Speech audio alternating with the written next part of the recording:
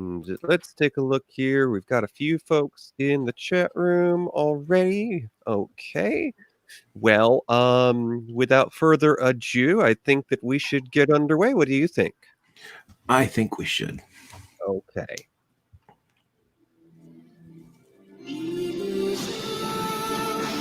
It was recently yours truly's birthday, and today would have been the birthday of none other than the sometimes gender-bending artist, the Thin White Duke, David Bowie. So, what better way to observe this than with a little stardust? Here's our senior showgirl to introduce tonight's discussion.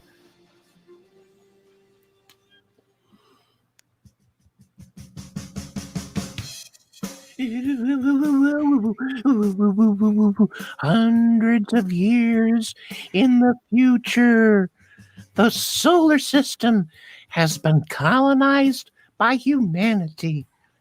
The three largest powers are the United Nations of Earth and Luna, the Martian Congressional Republic on Mars, and the Outer Planets Alliance, the OPA, a loose confederation of the asteroid belt and the moons of Jupiter and Saturn. Join our hosts as we discuss the Sci-Fi series behind the talent that brought you Farscape and CSI. It's time for The Expanse. Hit it, boys. What do you get when you take a dash of the silver screen, a pinch of golden oldies, and a smidgen of streaming? It's time for Matinee Minutia with your hosts DJ and Toppie.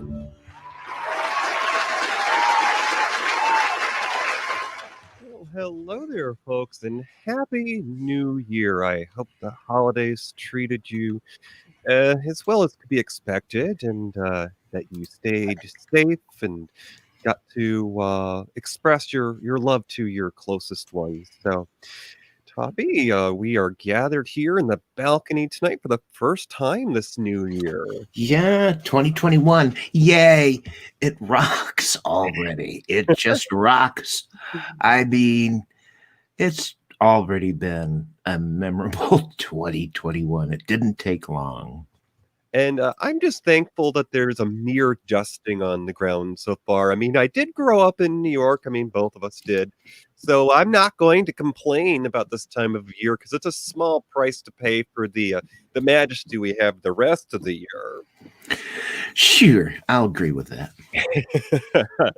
So that being said, I had a pretty okay holiday, and hubby, well, he's back to work now. We're calling it the shop around the corner because it ain't that far away, and I adore my dear sweet husband. We've been together going on 10 years now. We're about to celebrate our anniversary this summer, but as they say, absence makes the heart grow fonder, and every once in a while I like a few moments to myself.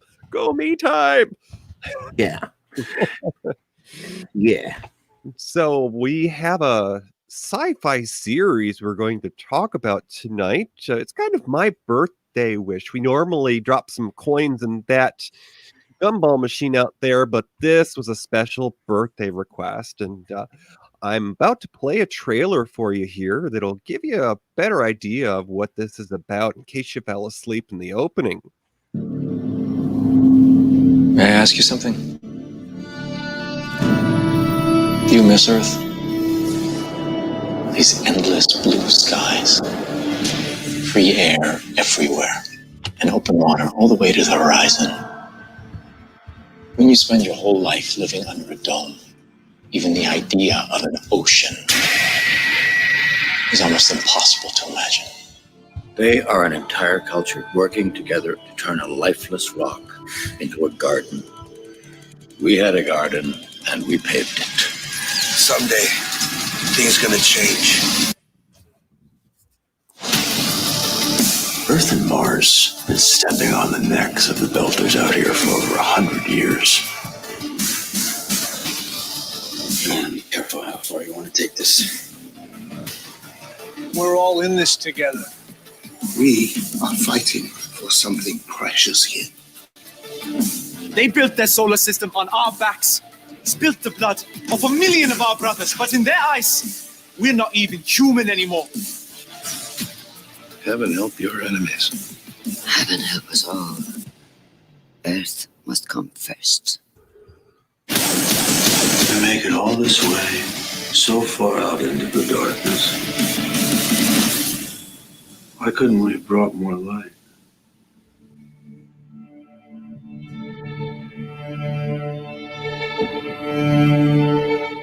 And that was the teaser trailer that aired probably at many a convention in 2015 when this series premiered. Oh, hold on a minute, Spanky. There are a lot of Canadians in the Expanse, Spanky. Is that what you mean? I don't know if Spanky's hearing our current stream or not. Yeah. I think okay. He's got a big smiley face. Yes, he's hearing us. Anyways, I'm talking like this in honor of the woman there from Iran. Doesn't she have? I just love her voice. Yes, she puts our friend from the Bob Newhart show to shame almost. Yeah, Brenda Vaccaro was up for the role, but she turned it down. Oh, Lordy. So, Toppie, there's a little something we like to do here before we go in our next step. Did you want to introduce that? Are you talking about what happened in history? Yes. Oh, okay. Yeah. We like to set the stage. So we're going to talk about, well, it's not all that long ago, 1950 or 1915. How about 2015? Let's try that. We're in the new aughts nowadays. Here. That's right. So what was going on in this world, DJ? Okay, so the U.S. history in 2015. Right, there's quite a bit, so we'll try to get through this here. California bans revenge porn. You know that stuff that has violence in it? They banned it. Louisiana lowers the voting age to 16 in their state. So you can vote before you can go to war now in Louisiana. All right. Nevada schools can now deny driver's licenses to students who skip classes. Uh-oh, not getting your wheels. And Illinois, the land of Lincoln, requires e-cigarettes to be sold behind the counter. Minors. Several states raised their minimum wages, including Arkansas, Connecticut, Florida, Ohio, Maryland, Massachusetts, and Rhode Island. So we're moving on up. American electronics retailer store franchise Radio Shack. Well, they filed for Chapter 11 bankruptcy protection after 11 consecutive quarterly losses. Down the tubes. And a Moscow-based security software company, Kaspersky Labs, discovers the NSA's ability to hide spying software in hard drives made by several top manufacturers in the computers of users from 30 different countries. Can you believe it? It's not Intel inside there. Well, it's different kind of Intel. And the Obama administration removed Cuba from the state-sponsored list of terrorists. And then nothing happened. We've done nothing with Cuba. Well, that I know of. I'm not sure if you can get a direct flight to Cuba anymore. You can go to Canada and cross over. Yeah. David Letterman in 2015, he broadcast his last episode of his 22-year run as the host of The Late Show on CBS. And he drew a record audience. Now, after 54 years, the U.S. reopened its embassy, let me get my teeth in Havana, Cuba. So they did follow up a little, and Cuba reopened its embassy in D.C., and then at the 67th Primetime Emmy Awards, Viola Davis became the first African-American woman to win the award for Outstanding Lead Actress in a Drama Series. So a little diversity there that will translate over into tonight's show. Do you happen to know what the TV series was? I don't. Just curious. That's okay. And then NASA scientists report that the human-made carbon dioxide continues to increase above levels not seen in hundreds of thousands of years. Global warming. Currently, about half the carbon dioxide released from the burning of fossil fuels remain in the atmosphere and is not absorbed by vegetation or the ocean. So, Toppie, now that we know what was going on in the world, of course, 2015 was just a hop, a skip, and a jump back doing the time warp. Tell us some of the fabulous people in history that we lost in 2015. It says none on our radar. Oh, no, I updated it here. We've got... Really? Maybe you should read, because I ain't got nothing here. Okay. So in 2015, we said goodbye to a few folks that made history, including former New York Governor Mario Cuomo, who lived to the ripe age of 83. Also, one of the talents behind MGM, Mr. Samuel Goldwyn Jr., who's a film producer, lived to 88 and passed in 2015.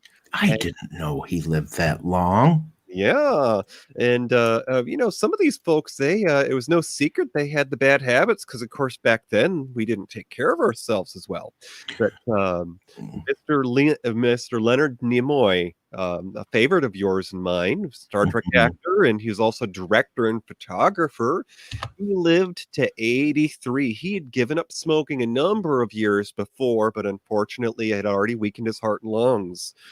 Also in 2015, we said goodbye to another well-known film producer. He created some of our favorites, including Andromeda Strain, as well as Star Trek The Motion Picture. Harve Bennett passed away at 84 in 2015. And a handful of others here, including also Star Trek actor Grace Lee Whitney. She played Yeoman Rand, passed at 85. Jane Meadows, actress and sister of Audrey Meadows. She passed at 95. Roddy Piper died before his time, certainly. He had hypertension and was in the height of his fame during the 80s, where he appeared with the likes of Cyndi Lauper in the World Wrestling Federation. Died at 61. Also, at the age of 84, Disney actor Dean Jones passed away. Yogi Berra, the athlete and baseball player, lived to be the ripe age of 90. But he lives on in the Yogi Berra and Boo Boo show. And then romance novelist, UK resident author Jackie Collins. She lived to the age of 77. And then lastly, probably the most famous of all those who left us in 2015 was actress Maureen O'Hara. She starred in a few films with the Duke, Mr. John Wayne. She lived to be 95, if you believe it. Yep, she made one of her last appearances in a Woody Allen movie in the 80s, I believe. Might have been the 90s, but I think 80s. And of course, way back, she was Jane to Johnny Weissmuller's Tarzan. Also, DJ, just a note for you. I have updated my notes, but I'm not getting. I'm not getting like it's still a blank there for celebrity deaths. So just so you know that I may be looking at something different than you, but let's just go on. Okay. Momentary pause here. I'm copying something and my computer is being a doo-doo head. I'm stuck on a loading screen. All right, while you do that, let me just say hi to the chat room. So I think Aunt Tudor's here. He might be sleeping. I don't know. Logan Nagel. is here. RT Cruiser was here, but I think he's sleeping too. We got Spankin' B. Arthur from Chubb's Gone Wild and the Big Gay Sex Show. And we have our pal Tommy Hash Browns. Welcome all. Well, I'm getting a... Okay, here we go. Let me copy this here. I'm going to paste something into the super secret conversation between the two of us. And let me see if it will let you get the updated version here. One sec. Okay, you might have to copy and paste that. I don't know if that's going to work, but anyways, it was a try. All right, let me get back to where we were. All right, so The Expanse, the show we're discussing tonight, it was on the Sci-Fi channel when it began its run, and it ran its course for 3 seasons before they threatened to cancel it.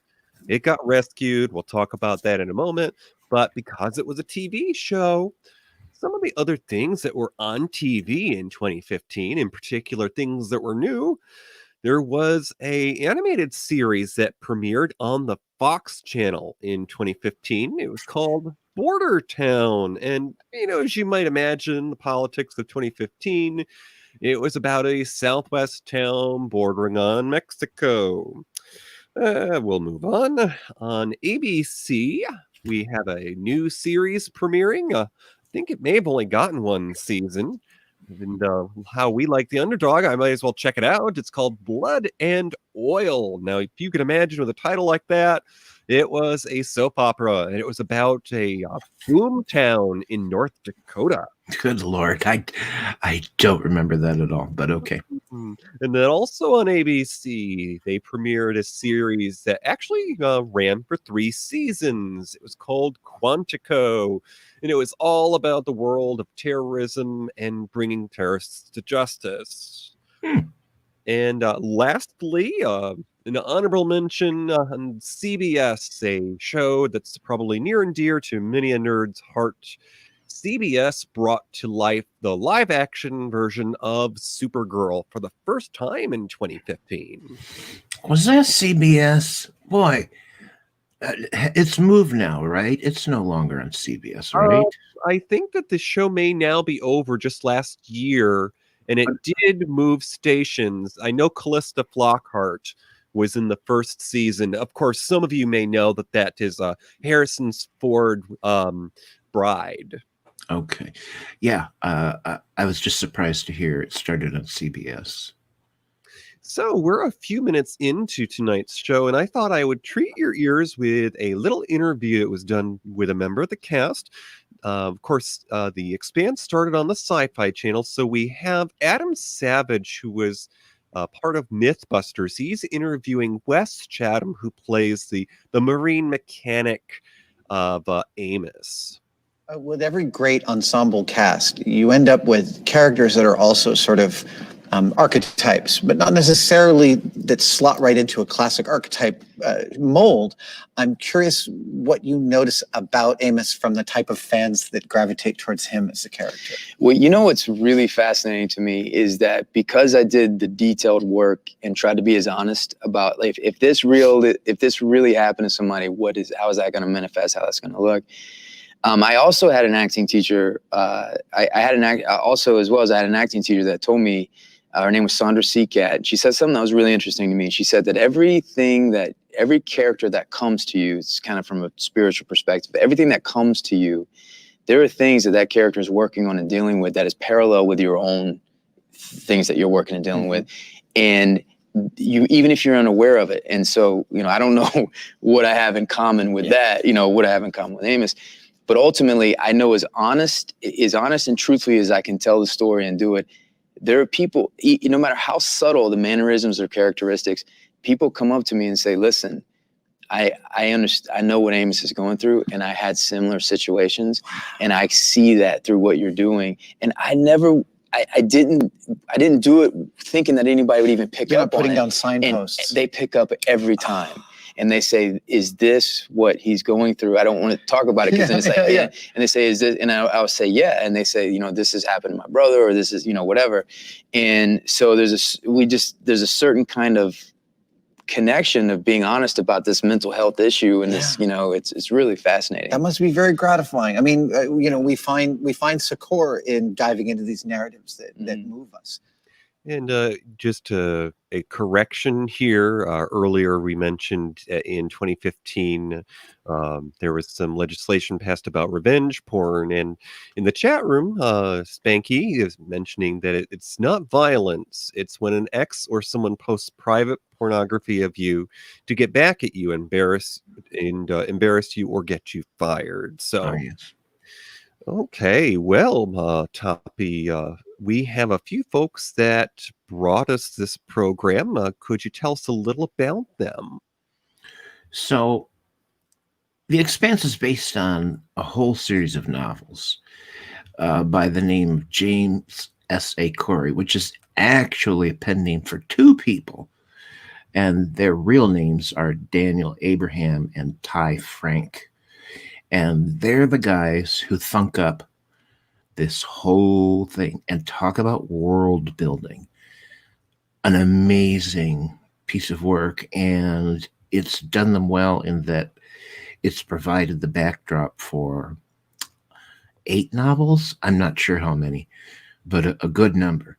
And so intricate and detailed and dense. It just screamed out for somebody to decide, hey, let's do a show of this. And actually, it was the two of them. The two guys that wrote the novels are the two guys that decided we're going to write this show and we're going to produce it. And they got it done amazingly. How they got the budget to do this, I'll never know. So also involved is the guy that wrote the pilot, and his name is Mark Fagus. He did the screenplay for Iron Man and Cowboys and Aliens, just 2, for example. And another guy who also had a hand in writing the pilot. His name's Hawk Osby, and it was directed by Terry McDonough. And they, all of these guys, Mark, Fergus, Hawk Osby, and Terry McDonough are serving now, I believe, still as the showrunners and head writers. And then there's another person in there, Naren Shankar. And this whole thing started out, and believe still is, produced by Alcon Television and the Sean Daniel Company. And it's done in Toronto. That's where they film it. And Spanky was making a joke about hearing all the Canadians, because, yes, a good deal of the cast was found right there in Toronto. So the principal filming started on October 29th in 2014, right there in Toronto. And as you mentioned before, once they got that pilot made, it was screened at San Diego Comic-Con for the first time in 2015 and caused a mini sensation. It sure did. Now, we're going to talk a bit about the producer in a moment, because, of course, some of the story of the Marionette Theater, where our show takes place, is that it was once a venue for vaudeville and a host of many fabulous things, including a magician. So the magician behind the show, of course, were the storytellers that you've already mentioned, and the producer, Mr. Naren Shankar. Now, we're also going to talk about the story, because that's what draws us into this. There's so many characters, and if we have time, we'll get to the people who played them, of course. But there's just so much to talk about, because this show has been on for 5 years. But Mr. Naren Shankar is an Indian-American writer. He's producer and director of several television series. He's currently showrunner of Amazon Prime's sci-fi space opera, The Expanse. That's how we categorize this. And he served as the co-showrunner on the long-running CBS crime drama CSI and Almost Human, among others. Now, as a writer and producer, Shankar has contributed to works for Farscape, which was made by Jim Henson's company, and of course, the aforementioned CSI, a show called Night Visions, and a reboot of The Outer Limits. Now, he also worked on something called The Chronicle and did some writing for Star Trek Deep Space Nine in his early days. And of course, before Farscape, he did Sequest for NBC. The last couple of years of it was put in the future, 2013. Yeah, I got to visit that Sequest at the time. Don't ask me why, because it was right up my alley. I think maybe it was after college, I think, for me, or during college or something, but I never saw it, ever. The nose was on the grindstone. Did you ever watch it? I did, actually. In fact, the convention that we often attend in the Mid-Atlantic Farpoint was where I ran into some of the personalities of that. In fact, sadly, he's passed well before his time. Young actor Jonathan Brandis, who played the teen heartthrob on that show, Sequest, was one of the guests at Farpoint back in the 90s. Okay. Couldn't he talk to dolphins or something? No, I don't know. I think he was the doctor's kid, so he was like the Wesley Crusher of the show, but he was supposed to be smarter and maybe a little older, but I digress. So, Toppie, before we get to the cast, let's talk about the storyline of this. And if you can, because what a storyline it is. Holy cow. Now, there were a number of episodes, and whenever we discuss the series, we have some homework that we have to get under our belts because, we have to catch up with folks. But we had a top 5 list, and I shared that in the chat room if you want to follow along here. We won't go into specifics, but it gave you a taste of some of the best moments of the series. But I will say that before tonight, I was checking in with Toppie to see where he was at with his watching, and I nearly spoiled a moment for him. Uh-oh.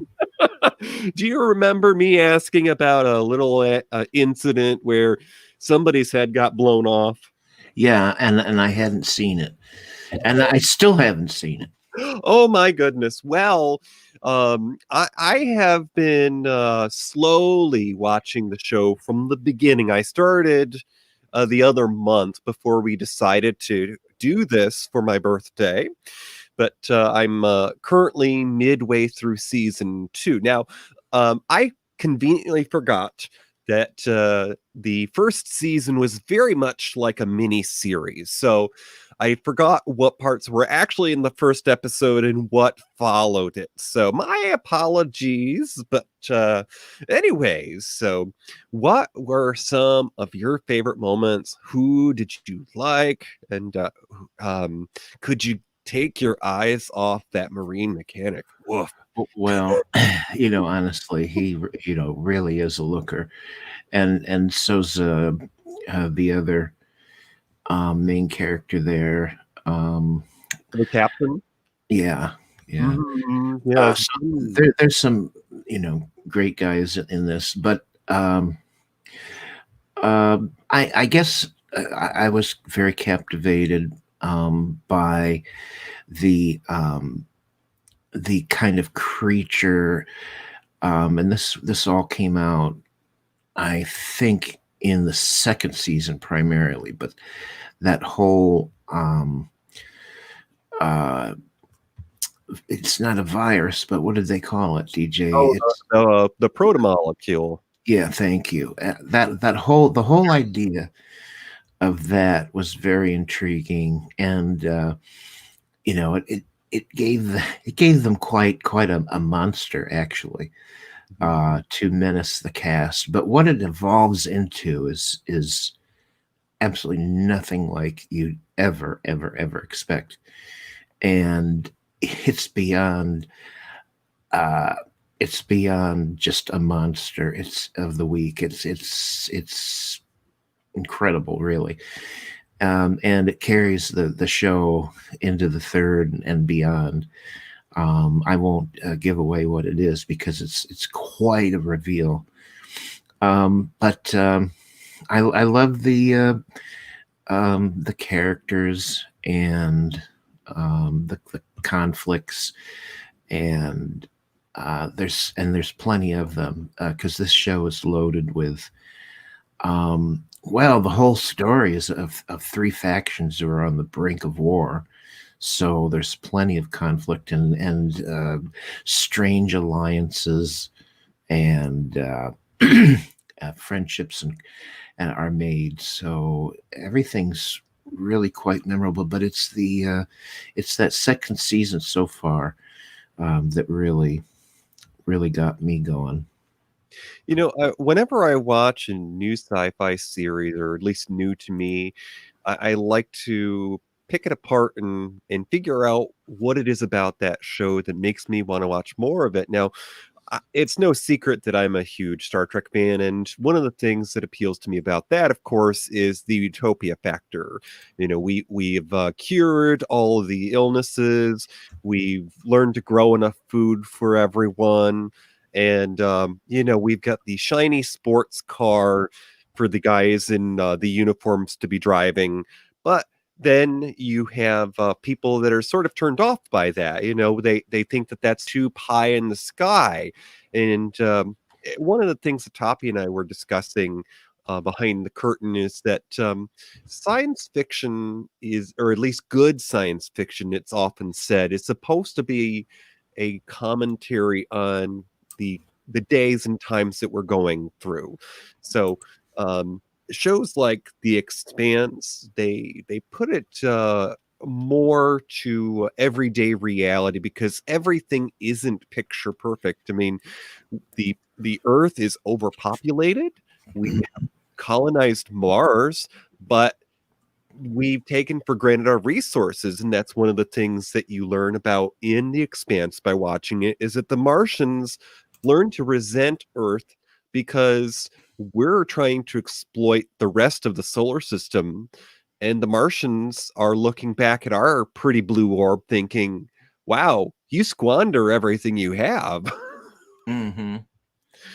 So, of course, it's also about the struggle. As I say, the struggle is real, of the working man and woman. And that's what the OPA, the Outer Planetary Alliance, is all about. And that's all the planets that aren't Earth or Mars, Jupiter, Saturn, anywhere they could put a colony on an asteroid or something that's low gravity, and people have to struggle to get through daily life. And one of the things they struggle the most with is what we take for granted today, and it's water. Yes, and oxygen too, because there are often times on this show where people's lives are threatened. Somebody new takes control, tries to make a stand and plant their flag, and how do they get you to cooperate? Well, they turn off the air. Yeah. And the other thing, the characters are not simple, or you're not exactly sure who's good or who's bad, because just for example, the UN Deputy Undersecretary there, her name's Christian Avisaria, and she's deplorable in that first season. Just deplorable. But there's something, as it goes on, you see other sides of her. But I mean, she was not beyond using torture, for example, to get what she wanted. So not exactly someone you could say, wow, I really think she's a cool cat. But there's so many aspects to her that, and they were absolutely unafraid to show that side of her, that she, had ambitions and she wasn't going to let anything stop her, and was willing to cross the line, do things that, that were really deplorable. But her character ended up being much more than that. So just really incredible writing, wouldn't you say? Oh, absolutely. We're going to continue the discussion in just a moment here. We're at about the halfway mark in our show. So we're going to trot on over here to the snack bar and see what's left over from the holidays. Hey, folks, trust me on this one. Don't drink the eggnog. So for about 2-3 minutes here, we have an interview with the cast of The Expanse, and they're telling you a little bit about the times that The Expanse is set in. It takes place 200 years in the future. Earth has colonized the moon, Mars, and the asteroid belts and the outer planets. Each colony that we have, they're 3 or 4 generations removed from Earth, and they've never been a part of Earth, and they're starting to wonder and starting to resent the fact that they're sending all their wealth and minerals and materials back to Earth. There is a tension brewing of this major intergalactic World War III with these 3 different sects, and waiting for a spark. It's a couple hundred years in the future, so there's no hyperdrive or there's anti-gravity or we're only kind of a little bit more advanced than we are now. I think what's interesting about the show is that each of these places, the Belt, Earth, and Mars, are very different. I mean, you've got a noirish element to Thomas Jane's part in his world on Ceres, and then you've got us in the on the spaceships, which is kind of grim and claustrophobic, and then you've got Earth, which is outside and green. I play fighter pilot Alex Kamal, Mars-born pilot of East Indian Pakistani descent with a Texas accent. I play Naomi Nagata. She is the head engineer on the Canterbury, which is the ice spoiler, and she is a belter, so she was born on the asteroid belt, and she has never felt real soil on her feet, or she's of that generation. I play Amos Burton, and I'm from Earth. Shout out Earth. And I'm a mechanic on the Canterbury. We work together. And a badass. He's also a badass. I play James Holden. He's a second officer on an ice hauler when you meet him in the beginning of the show. He has a really hard time with authority, and he comes across a distress call from Florence's character, Julie, and it just sets off this chain of events for him that he essentially ends up turning into this inadvertent revolutionary in the face of this kind of intergalactic frustration, like politically, without ever really wanting it. I play Julie Mao, the daughter of one of the wealthiest, most powerful men in the universe. I end up setting off on a mission to figure out some kind of mystery that's going on a ship, and I go missing. And Stephen's character and Thomas Jane's character seek. We're all trying to find Julie Mao. I'm Cass Anbar. I'm Dominique Tipper. And I'm Wes Chatham. Hi, I'm Florence Faber. I'm Stephen Strait from The Expanse. From The Expanse. And you're watching... And you are watching TVinsider.com. Hey, and we are back. So just continuing the discussion here on the story, it's just such good writing, because as you get into the show, these characters change as the time goes on. I mean, right in the beginning, in the pilot, we have the main character there, Jim Holden, and he becomes a captain, but he isn't a captain in the very beginning. He's the first officer of this ship called the Canterbury. Of course, since this is based upon a series of novels, of course, that suggests to me that the Canterbury, of course, is what do they call alliteration? It's a tribute to a work of writing, but the Canterbury is traveling along, and the first officer, Jim Holden, he notices a distress call, and of course they're on a mission. They're headed somewhere else, so he's very quickly told, just disregard that, and things turn and make a change for the different once he decides, I'm not going to do that. And of course, he somewhat regrets it later on, but it's not necessarily a bad regret.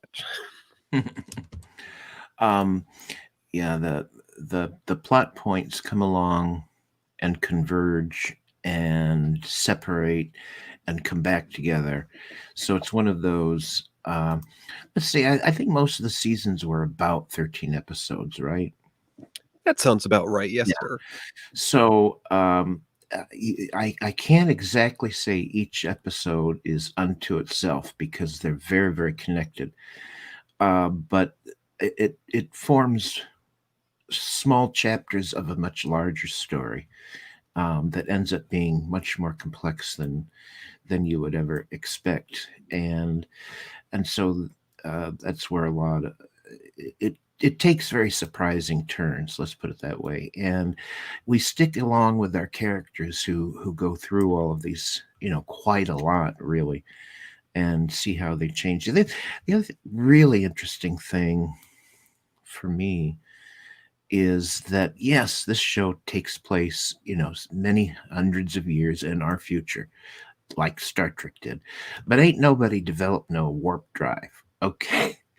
So somebody did invent a ship that had some sort of engine that was much faster, but nothing like warp drive. So they're basically very much in the solar system for the first couple of seasons. Then something very surprising happens.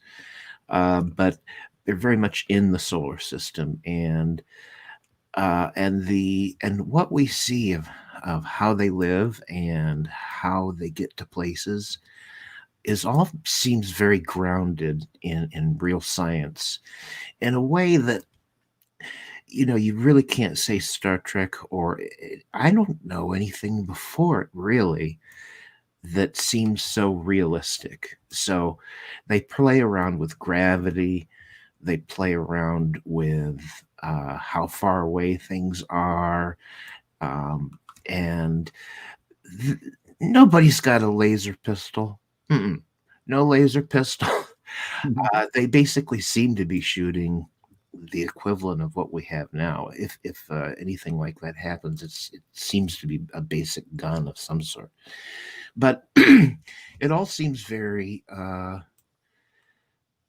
when you see the sets and you see how they've been made for an environment that a lot of times has no gravity, or even all the time, you just see the thinking that went into it.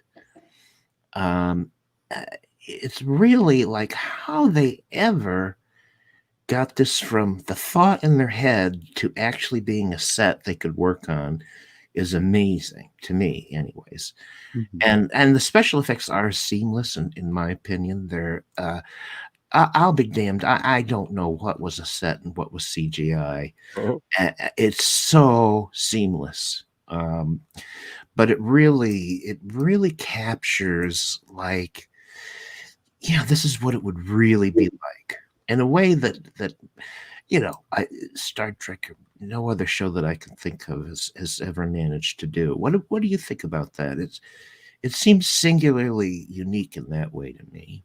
It does, and I think that what the appeal to more of a general audience is that reality idea, is that this ship isn't shiny and new, it's dirty, it's pieced together, and they don't even have uniforms. Now, of course, the main characters on this series, they're basically what would you call privateers, essentially, and that's a fancy word for a pirate, for hire, basically.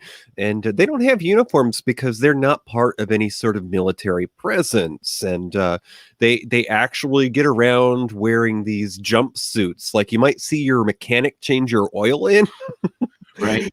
And it's almost like they are in a racing event or something, because they have sponsors. I mean, they have to masquerade. They have to basically have a secret identity, because there are a few people that don't like them. So at one point they actually end up painting up the ship that they maybe borrowed, but the ship that it came from maybe blew up. But anyways, they painted up the ship and called it their own, and they renamed it. It's called the Rocinante. And there's actually a really great moment when they decide to take over that ship and rename it, because the muscle, the eye candy, Amos, says, I knew a lady once named Rocinante. She was a good gal. Of course, we learned that Rocinante is Spanish, and it means workhorse. Mm-hmm. And that's all part of the wild frontier that is the part of the Expanse in the asteroid belt, where generations have grown up with no gravity. And they're wily, they're piratey, and they do very clever things to survive. So that's really interesting. Now, before we tell folks about our favorite moments, let's tell them a little bit about the people that played the characters. I'll go first if you like. Okay. Stephen Strange. He plays the lead character, Jim Hold, and he becomes the captain. Now, Mr. Straight, he's a little younger than me. Okay. He's born and raised in New York City. He attended Stella Adler acting school. Now, no secret that some of these popular TV shows, well, they hire the pretty folks. And Mr. Stephen Strait, he's had a few acting jobs. He's been in some movies and TV shows, but most notably, he modeled in his teens. And one of the jobs that he got was for a magazine called Details. Now, Toppie, one of the cast members is a fabulous lady that often has terrific hair. Tell us about the lady who plays Naomi. Okay, DJ, I'm sorry, that's not on my version of the notes, so go ahead and read it. All right, so Dominique Tipper, she plays Naomi Nagata, and she is the chief engineer of the Rocinante, the ship that they are on in the Expanse. She's a British actress, and she hails from East London, so, when she's not in character, she's got an accent. She's of British and Dominican origin. Now, the eye candy, back to that, yes, I can't help it. We have Wes Chatham playing Amos. Amos, he changes a little over the run of the show, and he's always looking out for the little guy. Now, Amos is played by Wes Chatham, as I was saying, and at the age of 13, Wes moved in with his father, and without a lot of supervision, as a restless and rebellious teen, he was kicked out of school. He was sent to the Give Center, which was a night school. And it was a second chance school for troubled youth, offering very small classes. But while attending school there, a professional theater company out of Atlanta started a mentoring program with the school, and Wes Chatham was chosen to write a play that was performed in front of his classmates. And that led to his earning many roles to come after that. Once he graduated school, he joined the military. So he did his duty. He worked as an aviation firefighter on the flight deck of the USS Essex, so he's no stranger to getting dirty. And he worked in a crash and salvage operation for 4 years. Now, Wes Chatham's big break into acting came just 3 months before his tour with the military was over, when actor Denzel Washington was scouting some locations, and he chose his ship to film a movie called Antoine Fisher. So we have one more fabulous member of the cast here, and I'll talk about her in a moment. I'm going to play a clip for you about that's by this fabulous lady. Yes, go ahead, DJ. Yes, she's of Iranian descent, and her name is Shohreh Aghdashloo. And this is Shohreh on a morning show in Los Angeles. Season 3 premiere is tonight. To catch people, where are we right now? We're going to pick it up from where we left it off last time. 2 years we kept saying we're at the brink of a war. Guess what? we're officially at war now. Earth, Mars, and Belt. And all the ingredients in a Shakespearean play have led us to the war, after all. But what we are going to do, how we are going to take care of this, I hope the audience will watch it and find out. And it's just incredible. There is sort of It's a Shakespearean quality to these things. So isn't it Shakespeare? funny though when it's in the sci-fi world? Storytelling, the old method of storytelling, that and also the situation. And sometimes it's so timely. It sounds so relevant. Like one of my monologues that I was running about private sector and how public servants sometimes are waiting for some bribes from the private sector. And I loved that monologue. I couldn't wait to go to the set and run it. So it's so timely. Sometimes I wish we were a daily show. So that was the voice of Shohreh Aghdashloo. And as I was saying, she was born in Iran. She plays the politician, which she was the Deputy Undersecretary of the United Nations of Earth. And Christian is her character. Now, she was born in Tehran, Iran. And in 1978, during the Islamic Revolution, Shohreh left Iran for England to complete her education.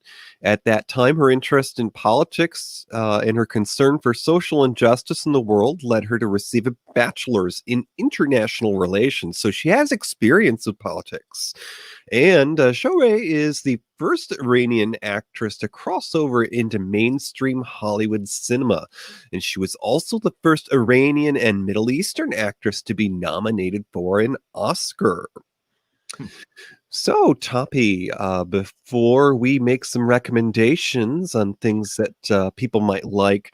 Yeah, let me just add just one last thing. Yeah, it was specifically the performance in a movie called House of Sand and Fog in 2003, where she was nominated for that Best Supporting Actress role. And that, was obviously a real landmark for her. And also, she did a lot of TV of the kind of shows you would expect between 1990 and 2013. So she was on shows like Matlock, a show called Martin. She was on 24. You would have seen her on Will and Grace. She was in ER. She was in Grey's Anatomy, NCIS, and a show called Grimm. So she had quite a lot of TV work, but it was that House of Sand and Fog in 2003 that really, that's where critics and just stood up and really noticed her. So, Toppie, what were some of the moments in The Expanse that just wowed you and made you think that if you knew somebody who hadn't watched it before, this would just pull them in? Well, I got to tell you, for me, and I did not get through all of the episodes, but for me, it was the season finale of season 2 that really bowled me over. There were like so many. The whole damn show, first of all, was talk about everything coming to a head. But the father that found his daughter, who had been in peril and missing, and under being a victim of this kind of mad scientist kind of guy. And she finally gets rescued and reunited with her father, and someone, a major character, basically and heroically ends his life by saving the universe in a way, and a very moving scene that really involves Shara. And that's a beautiful scene where he sacrifices himself. And of course, there's the whole what happens to that weird, that Proto Molecule hybrid. We learn at the end what happens to it. And so for me, that was like, good Lord, talk about a season ender. Hmm. Yeah, for me, it was the journey of seeing how the characters evolved from one season to the next. Now, mind you, I'm only watching so far through season 2, and this did run. It's actually on its 6th season now. Of course, now is a good time to watch because the current season is the announced final season of the series, but you've got 6 to watch. And as hubby Billy in the chat room was so kind to share, um, no matter which side of the aisle you sit on, you have something to look at because there are some people that take care of their bodies in this show. In fact, I do think it might have even been in the pilot episode. You got to see a little Frenchness there, a little derriere, if you know what I mean. But the characters and how they changed, and not only the characters, but it was like watching the news. Depending on what sort of action took place on the front lines on the frontier. You have a station that's been attacked, or an explosion that happens, and all of a sudden, the cavalry is coming in to save the day, or you've got people who are forging bargains just to make ends meet. And so one of my favorite moments is kind of dark, but it's twisted because you just think to yourself, there's something not right about that character. And it alludes to some of what Toppie mentioned with the man who lost his daughter, Amos, the brawny mechanic. He's often sent in guns blazing to places, and there's a scene in that story arc there where he finds the man who's lost his daughter, and everyone thinks that the doctor or the scientist is going to get away scot-free, and I won't give away the ending, but Amos basically says he's not that guy, but I am. Right. That was another character that starts out in the first season, goes on through to the second, is the detective, or I guess he's an investigator, and that's Joe Miller. So that's his story that starts in a very obscure way, but becomes more integral. And then what happens to him, and how he's completely changed in a way I won't describe, but it's just an example of taking this character, and he's here and he's doing this thing, in that case being an investigator, and then at the end he's all the way over there in completely unexpected ways. And as life does, it just carried him along, willing or unwilling, at certain points, to a finale that nobody could have predicted, and that's just stunning writing, I think. I would agree, and that's part of the journey of that first season. There is seeing that detective, because he is been put on the watch. He's been sent after the entrepreneur, for lack of a better term's daughter, who's gone missing, Julie Mao. Well, Toppie, we have reached the end of tonight's show, so let's go ahead and walk out to the lobby and tell folks here some other things they might enjoy before we get the coins out, sir. I'll go first. Now, I think that if you like The Expanse, now you probably already like things like Battlestar Galactica, whether that's the older I hear this Expanse was often compared to the remake of Battlestar Galactica in terms of scope and epicness and story arcs. Would you agree? I never saw that. Oh, I would agree, and it might be worth dipping your toes in, because I didn't get to see it regularly when it was in its run, the remake of Battlestar Galactica, but I eventually finished watching it. It's one of those shows that fans will say they either liked the ending or they didn't like the ending, but it was a journey on its own. But anyways, if you like The Expanse, I think a show that would be worth revisiting is kind of an underdog because it only had one season. And if you are a sci-fi nerd like me, you know people at conventions that have pins and shirts of this still.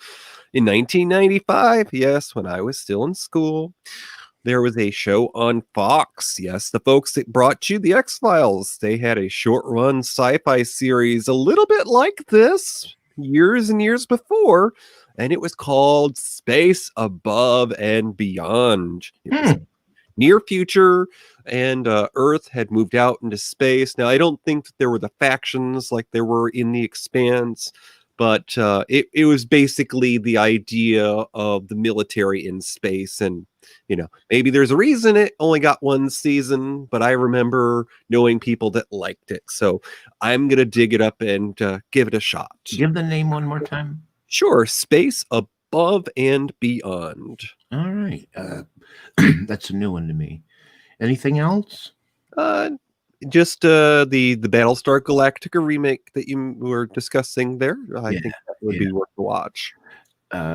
Apparently so. So, what The Expanse made me think of first of all, is you just can't compare it to Star Trek or some of these. It's just so very different. But I did kind of think, you know, it reminds me a bit of Space 1999. To go back to a really old show that was popular in the late 70s, I believe, and Martin Landau was the lead character. But Space 99 was much more into the science, and it wasn't so ridiculously far into the future that, you know, there were crazy warp drive things or anything. The other thing that just seems to me that relates to The Expanse is a movie a lot of people shy away from, but 2001: A Space Odyssey deals with the science of space travel in a way that's very realistic, as does The Expanse. And there's many scenes in 2001: A Space Odyssey of people living in space. And so it made me think of that. And I really have a hard time relating The Expanse to any typical TV sci-fi show. So that's my recommendation. Okay. Well, also, if you're wanting to catch The Expanse, it started on Sci-Fi, but nowadays it's on Amazon, so Prime Video.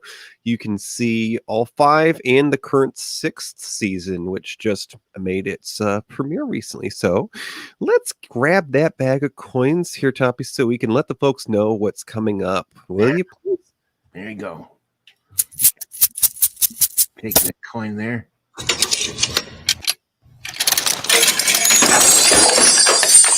All right. I think that landed on your side there, sir. I'm going to open up the capsule.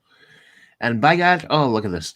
DJ, the next thing we're going to do on Matinee Minutia is a movie from 1959. It's called Anatomy of a Murder.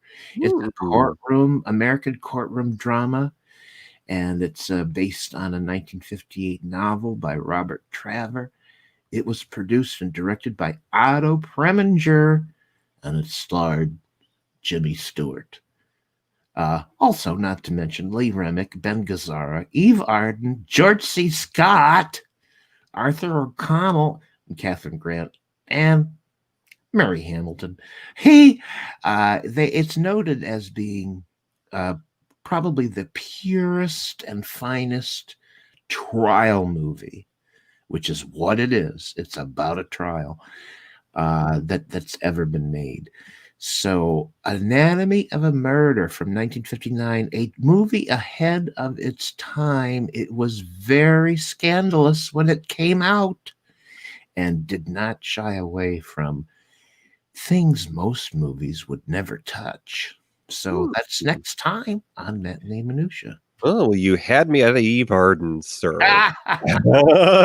So that will be on Friday, January 22nd. This month, we're doing the odd Fridays, but we'll be back to the first and third next month here. Oh, right. Will you do the honors, sir? Would you say goodnight, Gracie? You know what? Good night, Gracie.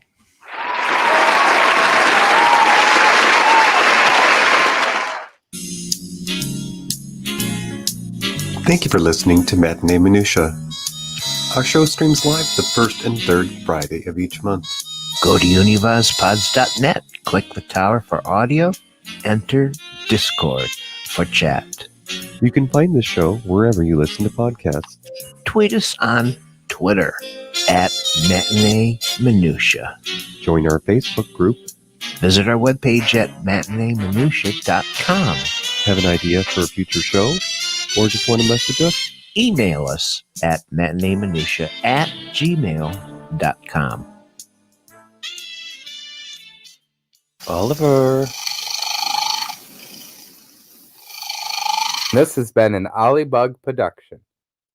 I have a voice. I have a voice. You have a voice. You have a voice. We have a voice. We have a voice. Unique voices in podcasting. UniVozPods.net.